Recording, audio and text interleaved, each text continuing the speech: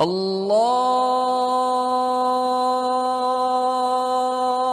اکبر اللہ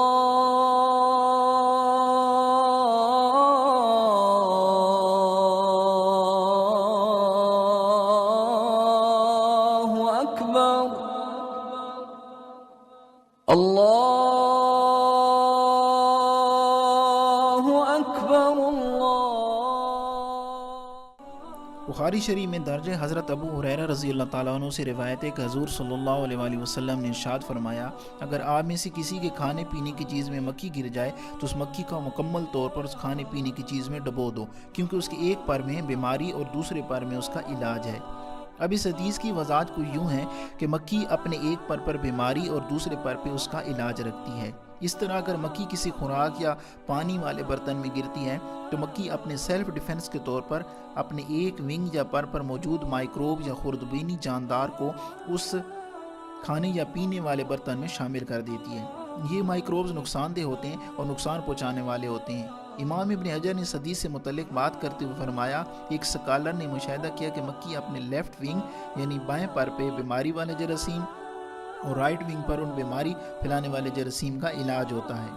اب سائنس کی روح سے میں اس کی وضاحت کو یوں کروں گا کہ مکھی کے لیفٹ ونگ پر مائکروب یعنی بیماری پھیلانے والے جراثیم ہوتے ہیں اور اس کے رائٹ ونگ پر اینٹیڈوٹ یا بیکٹیریوفیج ہوتے ہیں جو ان جراثیم کا خاتمہ کرتے ہیں۔ اور آج کی ماڈرن سائنس نے اپنی سائنسی تحقیق میں یہ دریافت کیا ہے کہ مکھی بہت سی بیماریاں پھیلانے والے جراثیم کا سبب ہوتی ہے، جن میں ملیریا، ٹائیفائڈ کا بخار، ہیضہ اور کئی دوسری بیماریاں شامل ہیں، اور دوسری طرف اپنے ساتھ بیکٹیریوفیج بھی رکھتی ہے جو کہ ان بیماریوں اور نقصان پہنچانے والے جراثیم کا خاتمہ کرتا ہے۔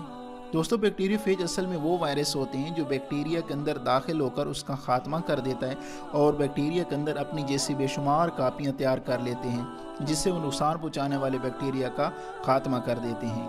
دوسری جنگ عظیم میں زخمی ہونے والے فوجیوں کے زخموں پر جہاں مکھیاں بیٹھتی تھیں وہ جلد ٹھیک ہو گئے بنسبت ان کے جن کے زخموں پر مکھیاں نہیں بیٹھتی تھیں،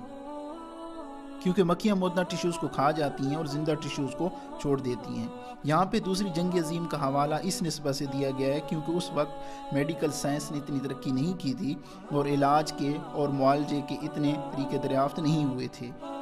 ایک روایت یہ بھی ملتی ہے چونکہ قدیم زمانے میں ادویات اور علاج کی سہولت نہیں ہوتی تھی تو لوگوں کو جب کوئی بچھو وغیرہ یا کوئی زہریلا جاندار کاٹ لیتا تھا تو وہ اس کے زہر کے علاج کے لیے اپنے زخموں پر مکھیاں رگڑتے تھے جس سے ان کو آفاقہ ہوتا تھا۔ کنگ عبدالعزیز یونیورسٹی ریاض کے پروفیسر ڈاکٹر نبی نے تجربہ کرتے ہوئے یہ نتیجہ نکالا۔ اس نے اپنے پہلے تجربے میں 10 ایسے سیمپل لیے جن میں اس نے سٹیریلائزڈ فلوئڈ لیا، یعنی ایسا فلوئڈ جس میں پہلے سے کوئی جراثیم موجود نہیں تھے، اور اس کے اندر مکھی کو گرایا لیکن اس مکھی کو ڈبویا نہیں،